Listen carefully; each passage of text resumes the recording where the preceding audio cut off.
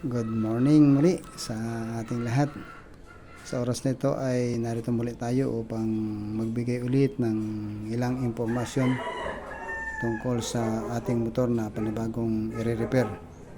Ang tawag dito sa ganitong klase ng motor ay DC motor. Yan, kung mapapansin nyo, yung ating yun tinatawag na direct current motor. Okay? So, ibig sabihin ang kanyang voltage ay 50 volts, yung kanyang armature ay 75 volts at yung kanyang field windings ay nasa 50 volts. So ibig sabihin kaya nating pagganahin ito ng 50 volts na DC.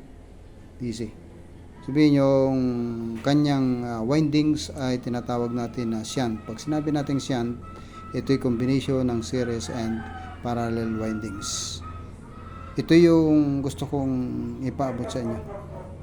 Ang DC motor natin ay ito yung malaking pagkakaiba sa AC motors. Ang DC motors natin ay pwede natin gamitin na dynamo. Papahatak lang natin ito sa panibagong motor at magkakaroon ito ng output na pwede nating magamit din.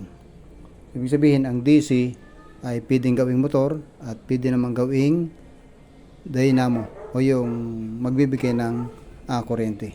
So ang kailangan lang natin gawin ay convert lang natin sa magitan ng pulley, lalagyan lang ng pulley ito at ipapahatak natin sa panibagong motor. Ito yung plano ko at yung aking magiging project. Gagawin ko itong water pump para yung kanyang supply ay mas mababa lang at yun ay kaya ng solar na pagganahin. At i-convert ko ito sa solar at upang nang sa ganun ay magamit ko rin ito sa magitan ng solar na meron ako dito sa aking bahay. Mas matatag sapagkat ito ay carbon brush din pero heavy duty yung kanyang carbon brush na ginagamit dito sa kanyang pinakang armature.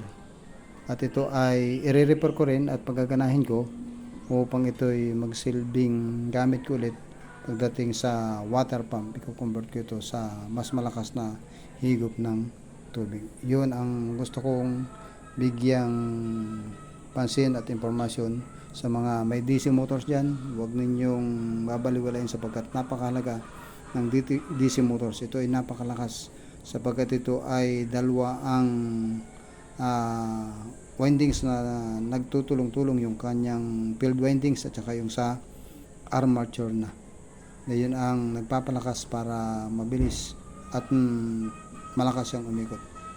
Ang kanyang RPM ay nasa 1785 yung kanyang RPM o yung revolution per minute. Yun ang kabuuan ng aking demonstration sa mga ito. Salamat.